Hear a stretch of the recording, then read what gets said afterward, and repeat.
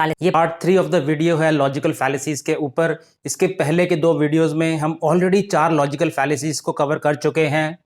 आज के वीडियो में हम कवर करेंगे स्लिपरी स्लोप फैलेसी को और फॉल्स डायलेमा या फॉल्स डाइकोटमी फैलेसी को। नमस्कार दोस्तों, आइए आज लॉजिकल फैलेसीज को डिस्कस करते हैं, जिसको कि पॉलिटिशियंस और चालाक लोग काफ़ी ज़्यादा इस्तेमाल करते हैं आर्गुमेंट्स को जीतने के लिए, सच को छुपाने के लिए और फैक्ट्स को डिस्टॉर्ट करने के लिए। अगली जो लॉजिकल फैलेसी है वो है slippery slope fallacy.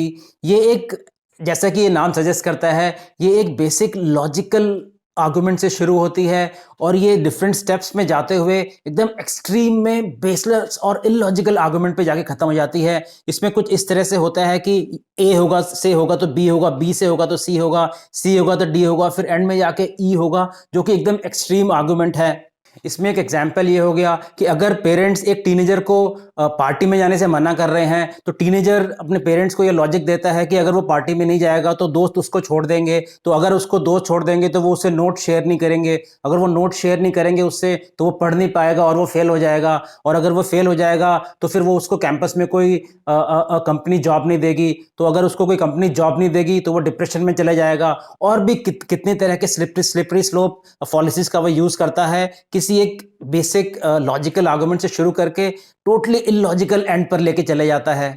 Slippery slope fallacy political argument में भी बहुत ज़्यादा यूज होती है। आपने कई डिबेट्स में देखा होगा कि ये कहा जाता है कि अगर आप इस पार्टी को सपोर्ट करोगे तो ये पार्टी तो उस कंट्री का सपोर्ट करती है, तो हमारा पैसा उस कंट्री में जाएगा, उस कंट्री में पैसा जाएगा तो फिर ये होगा, तो एक्स वाई होगा, फिर हम फिर से गुलाम हो जाएंगे। तो मतलब एक मल्टीपल इवेंट्स को यूज करके एक स्लिपरी स्लोप फैलेसी बनाई जाती है और एकदम इलॉजिकल एंड और एक्सट्रीम एंड पे लाकर छोड़ दिया जाता है। स्लिपरी स्लोप फैलेसी का एक एग्जांपल मुझे अपने कॉलेज का भी याद आता है। जब हमने इंजीनियरिंग कॉलेज ज्वाइन किया तो उस समय रैगिंग हुआ करती थी, तो इनिशियली मैंने रैगिंग करने से मना कर दिया।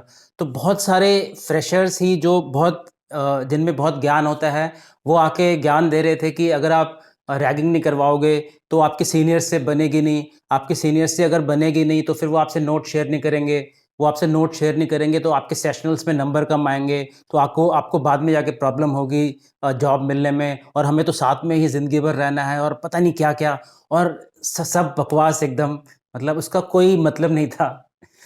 अगली जो लॉजिकल फैलेसी है वो है फॉल्स डायलेमा और फॉल्स डाइकोटमी फैलेसी। इसमें इस आर्गुमेंट में ये बताया जाता है कि आपके पास सिर्फ 2 ही ऑप्शन है, ए और बी, और इसके बीच में ही आपको चूज करना है। लेकिन अगर आप लाइफ में देखें तो ज़्यादातर केसेस में आपके पास सिर्फ 2 ही ऑप्शन नहीं होते हैं, और आपके पास इन बिटवीन भी कई ऑप्शंस होते हैं, लेकिन ये यूजर्स को बताया नहीं जाता है। इसमें इस तरह के स्टेटमेंट दिए जाते हैं कि या तो आप हमारे साथ हो या आप हमारे अगेंस्ट हो। एक और एग्जाम्पल मुझे याद आता है, जब ट्विन टावर्स पे अटैक हुआ था तब जॉर्ज बुश ने काफ़ी क्लियरली वर्ल्ड से ये कहा था कि या तो आप हमारे साथ खड़े हो या आप ओसामा बिन लादेन के साथ हो। इस फैलेसी के और भी कई नाम हैं, जैसे कि ऑल और नथिंग फैलेसी, आइदर और फैलेसी, या फिर ब्लैक एंड वाइट फैलेसी। ये पॉलिटिकल सर्कल्स में भी बहुत ज़्यादा यूज़ किया जाता है सपोर्टर्स को इकट्ठा करने के लिए और उनको मिसलीड करने के लिए। अगर आपको याद हो, दिल्ली इलेक्शन के टाइम पर कपिल मिश्रा ने कहा था कि ये इलेक्शंस इंडिया और पाकिस्तान के बीच में है। हालांकि जिनको वो पाकिस्तान कह रहे थे वो कई सालों तक उसी पार्टी में थे।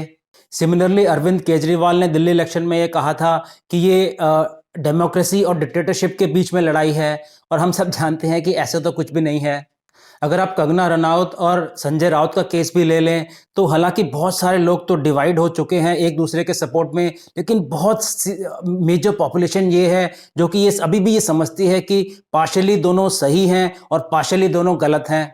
फॉल्स डाइकोटमी नॉर्मल आर्गुमेंट्स में भी काफ़ी ज़्यादा यूज़ होती है कि अगर आप गवर्नमेंट की पॉलिसीज़ का सपोर्ट कर रहे हैं तो लोग नॉर्मली ये कहते हैं कि आप बीजेपी के हो या आरएसएस के हो या फिर भक्त हो, और उसी जगह अगर आप पॉलिसीज़ का अपोज कर रहे होते हैं तो लोग आपको कांग्रेसी या फिर स्लेव्स वगैरह कहते हैं। तो हालांकि अगर आप ध्यान से देखें तो जितने भी आज की डेट में बीजेपी के सपोर्टर्स हैं, उनके एंसेस्टर्स या वो खुद ऑलमोस्ट 60, 70 या 80% एक समय पे कांग्रेस के सपोर्टर्स ही थे।